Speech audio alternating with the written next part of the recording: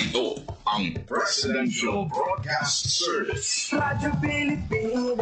Radyo Publiko ng Bagong Pilipinas para sa Bagong Pilipino. Naghahatid ng mahahalagang balita at impormasyon na guugnay ng pamahalaan sa sambayanan. Tulay sa himpapawid ng serbisyo publiko. Radyo Pilipinas.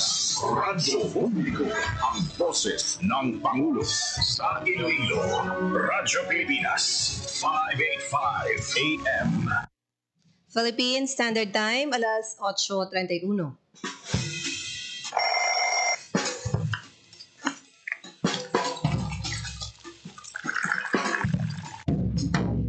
Aga sa Iloilo. Masapo. Magahod. Mabagsik. Panibagong adlaw pagkatapos ng pagbuhay sang gabi antes. Bagong nga paglaom. Isa naman kapag tumakas sa matahong nga panaabot. Good morning! Ang programa nga kaupod ninyo sa pamahaw kunaga. Magadulong sa labing ulihi nga balita. Mga istorya halin sa Iloilo, kag iba niya bahin sang rehiyon. Mga ginahuluhang balan, kag mga trending topics sa social media. Ululupod naton at tubangon ang maayong nga aga. Magpamati na sa Iloilo Morning! Diri sa 585 kHz sa AM bands ang inyong mga radyo. Radyo Pilipinas Iloilo, the only government radio station in Western Visayas.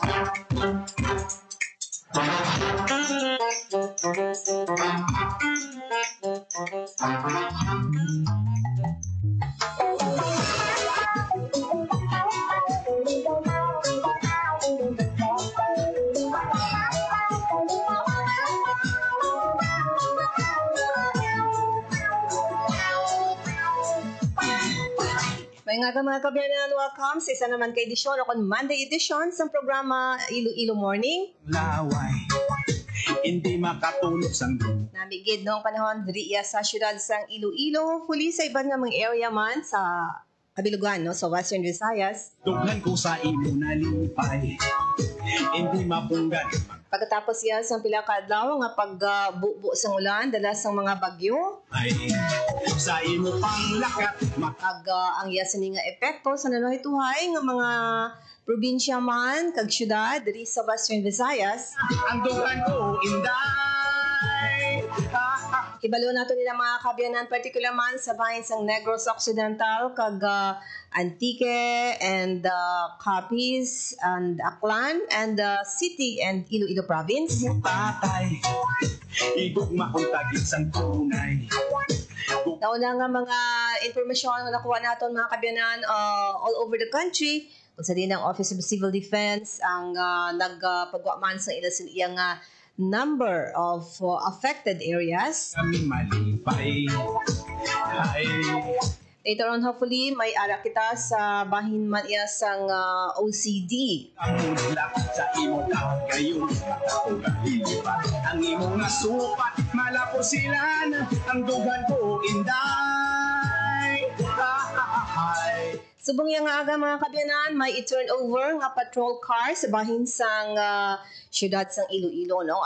Hibaloon ta wala later on man, no, ang ina nga mga aktibidad sang Iloilo City Government Sang away, pangabuhita, matauhan. through our kaupo diri sa production si Janelle Baclay. Kan ko pa panalaytay, kung mo sa akong nga tunay.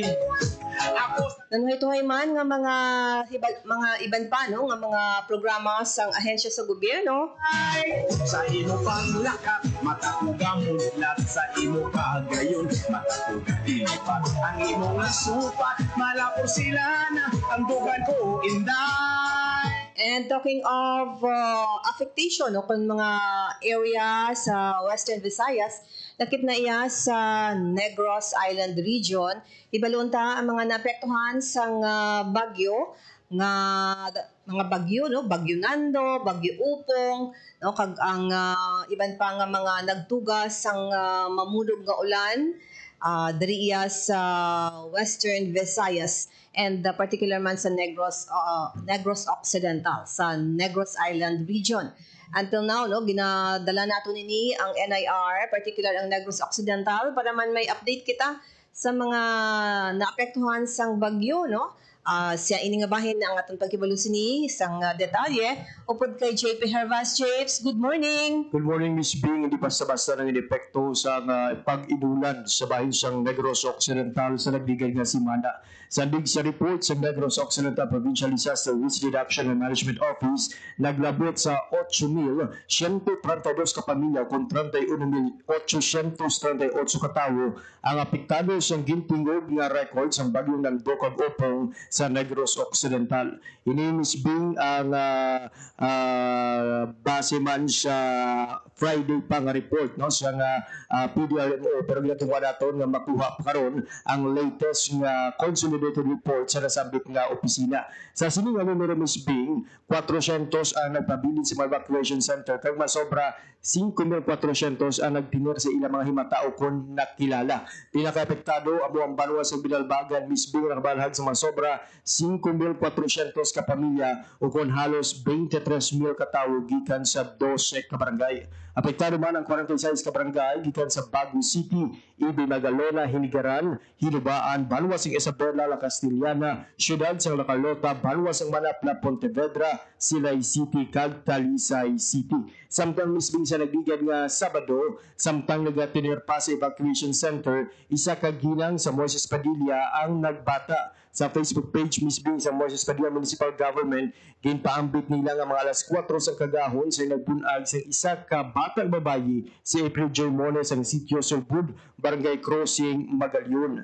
Ilang nga nagresponde ang MDRMO sa tawag sa ka-duty nga Barangay Tanod nga may nagbata sa area. Girefer na ang Mag-Iloy sa Municipal Health Office para hatagan sa newborn care. Tuma naman ang kalipay misbing sang amay sa nasabit nga lapsag, makaligan ng 10 ka tuig na sundan na ang duha niya kabata. Yes, Japes, ang bayi siya, no? Yes, Miss Bing. Baby girl ina siya, Miss Bing. Pero may nag-aambal nga ang iya nga. Iyo is Opong. Oo. Pero kay babae, si Openg na lang.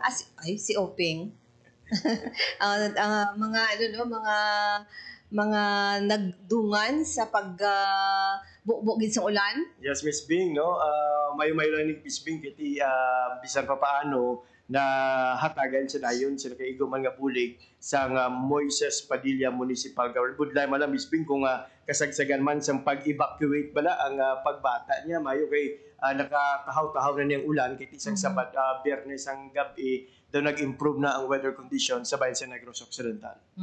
Ang baha nga ni siguro ang update na pagid siguro dugang Japes, no? On may mga cases ng leptospirosis sa bayan sa Negros Occidental kay ti isa man ini sa ginlabayan gid, no, sang mga bagyo, Japes. Yes, Miss Bing, tuwa na ito nga malabot ang opisina sa Negros Occidental Provincial Office at the same time ang City Health Office ang Bacolod kiti magluwas sa leptospirosis ang dengue, Miss Bing, do nagtaka man ang kaso sa nasambit iya nga mga lugar. Okay, sige. Para sa Bagong Pilipinas, JP Hervas, Radyo Pilipinas, Radyo Publiko.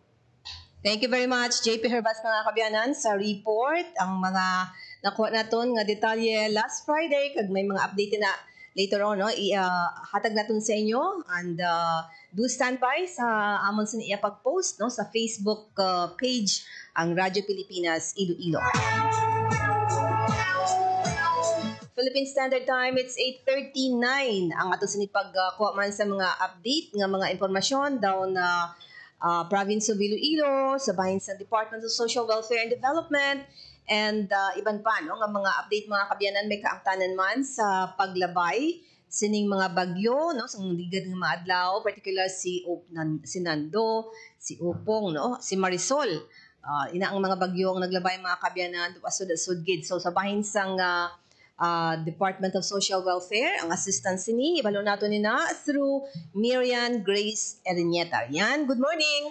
Miss Bing, good morning sa imo ka. Good morning sa mga tagpalamadit sang Iloilo Morning. Naglabot sa 29 million pesos ang bili diri sang assistance nga ginpalabot sa mga pamilya diri sa aton sa Western Visayas nga naapektuhan sang habagat nga ginpabaskog sang Bagyo Mirasol nando kag Opo, Miss Bing. So sa masobra 29 million pesos nga ginhatag nga relief resources, 27 million pesos diri or 27 million pesos nga bilin sang assistance ang ginpalabuot sang DSWD6, masobra sa 2 million pesos naman iya sang local government unit kag masobra sa 26,000 pesos sa mga non-governmental organization.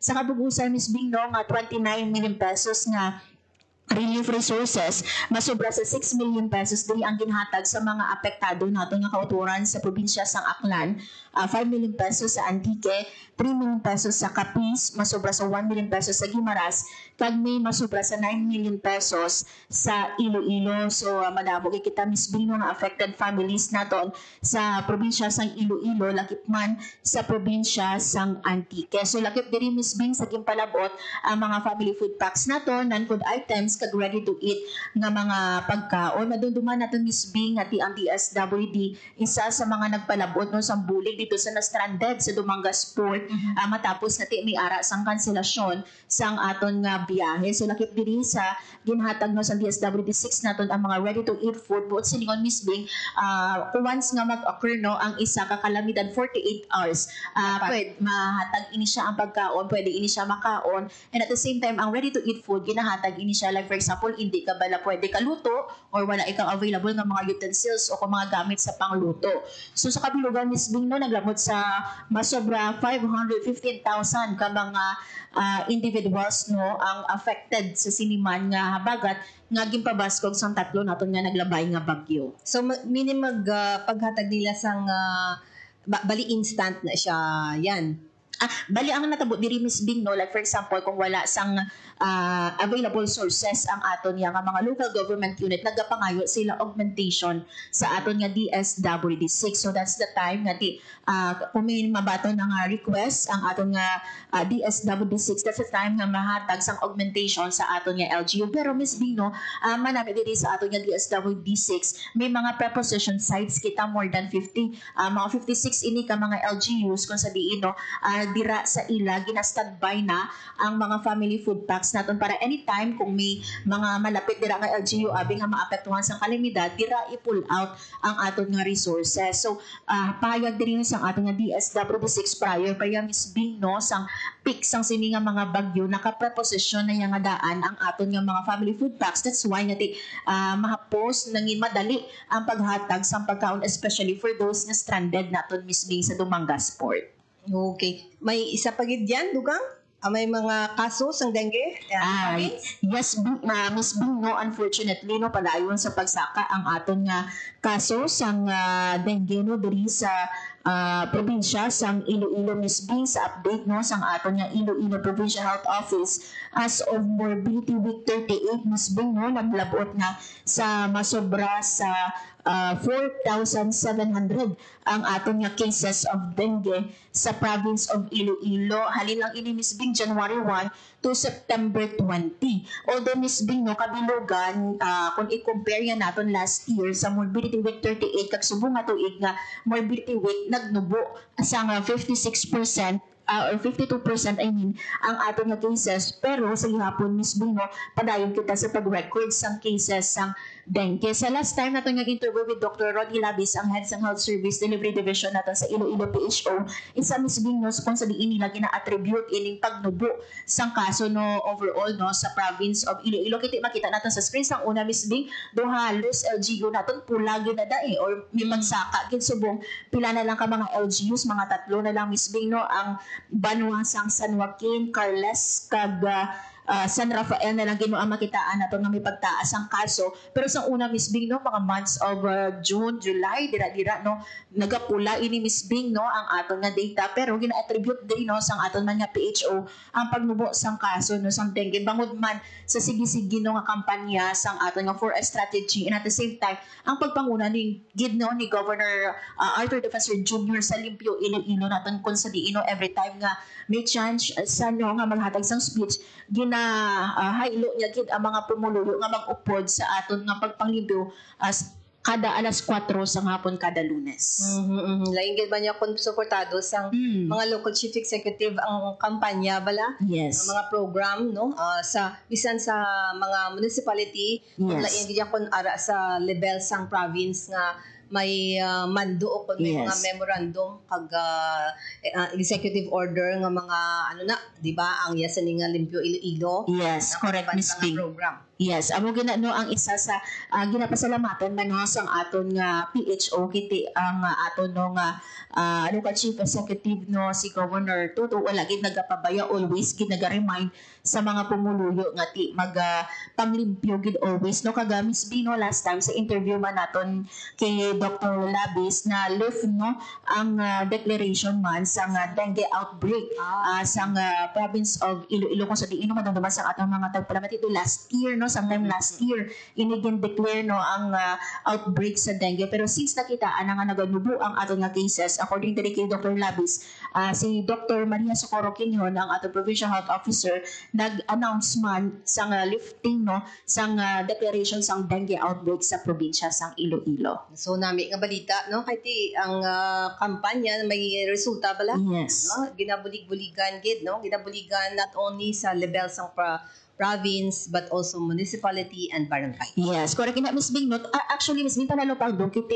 Ang banwas sang San Joaquin sa una, Miss Bing, amo gini aming pinakamadamo nga kaso sang dengue, no? Malawig nga binulan, Miss Bing, nga panguna permi ang munisipalidad sang San Joaquin but because no gintutukan ini siya abi no sang aton nga PHO. Actually tanan man no nga LGU naton gintutukan pero gindakagtuan didto naghatag sang technical assistance ang aton nga PHO. That's why nga ti nagnubo sobrang Miss Bing no ang banwas sang San Joaquin ikatatlo na lang sa may pinakamadamo nga kaso sang dengue with 256 and manami Miss Bing no kiti wala kitaya sang dengue death sa banwas sang San Joaquin. Okay, sige.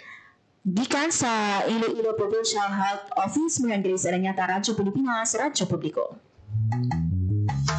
Thank you very much, Miriam, Grace, Irenyeta, mga kabyanan sa report update, no, particular sa Department of Social Welfare Development nga bulig o kun assistance sa mga naapektuhan sa nga bagyo nga naglalabay no diri iya sa pungsod Pilipinas kag isa sa mga naapektuhan ang Western Visayas lakip na ang Negros Island region.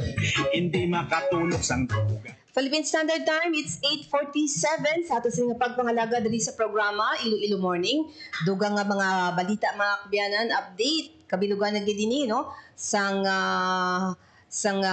halit mga kabyanan sang mga bagyo nga naglabay through I guess no Office of Civil Defense ang ining update mga kabyanan sa report ni Paul Tarosa. Paul, good morning. Mayong aga, Miss Bing, kag sa tanan naton nga tagpalamati naglabot sa masobra 45 million pesos ang kalitan sa agrikultura kag infrastruktura nga ginbilin sining asod-asod nga bagyo sa Western Visayas. Ini ang sandig sa latest nga datos ang Regional Disaster Risk Reduction Management Council 6 sa masobra 45 million pesos nga kalitan. 43.7 million pesos ang record sa infrastruktura kag 1.7 million naman sa agrikultura ang mga nagkalawguba nga infrastruktura, flood control project, pananom, kagamitan sa pagpanguma ang na-record sa probinsya sang Iloilo, Guimaras kag Antique. Naglabot naman sa 1,600 ka balay sa Western Visayas ang nagkalaguba diri sa aton sa Western Visayas. Tatlo ini ka bagyo no, halin sa bagyo Mirasol, Nando, ang sining pag-ulang naglabay sa aton ang Bagyo Upong.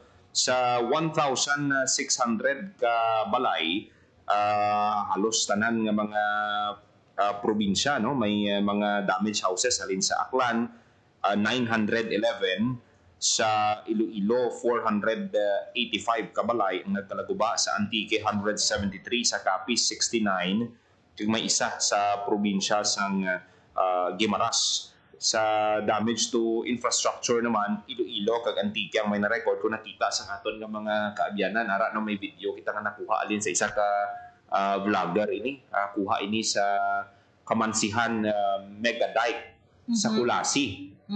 Ano gid no, wasak gid ang porsyon sa dike. Kag nag-viral ang ini nga video kay ati makita mo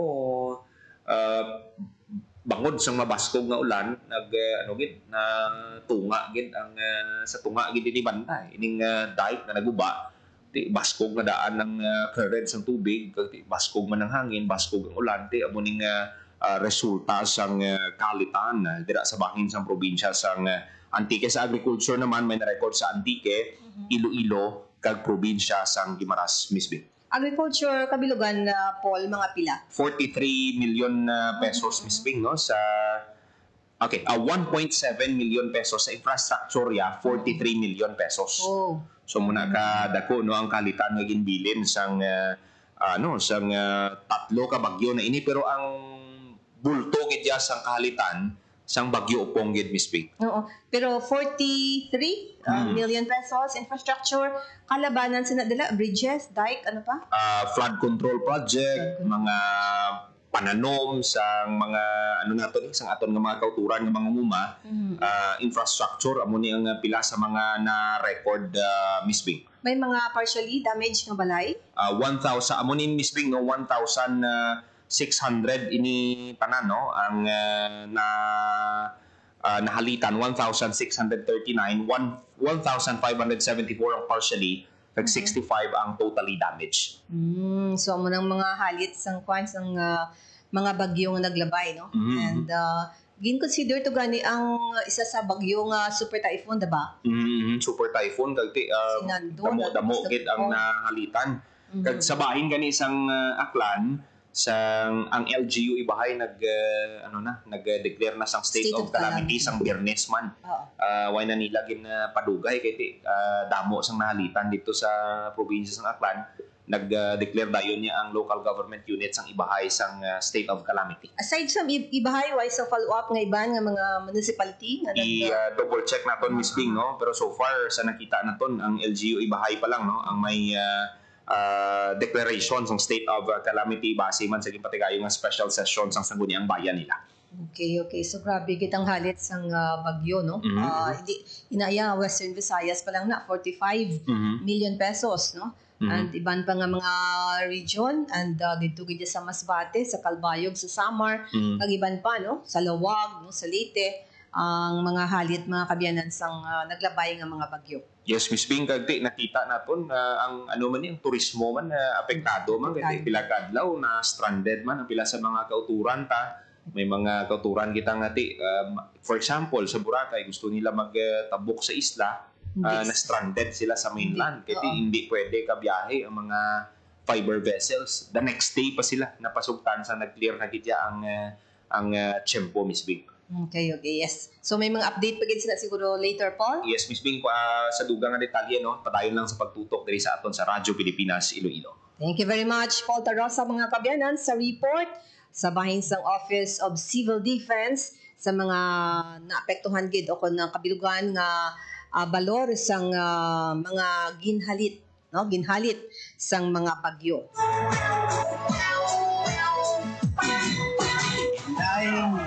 Sa iliwat, Paul Tarosa, mga kabyanan, sa update and later on sa dugang nga mga impormasyon sa bahin sang mga local program diri sa Radyo Pilipinas, ang balita issue kagiban pa sa Radyo Pilipinas and Radyo Journal later on Monday, ang alauna balita sosyal with Miriam Grace Ariñeta and Bantay Banwa with Paul Tarosa. Alas 2 mga kabyanan kag headliners boss. And also sa bahin sang balita issue kagiban pa ang inyo mangin anchor dito is in a while, no, si JP Hervas.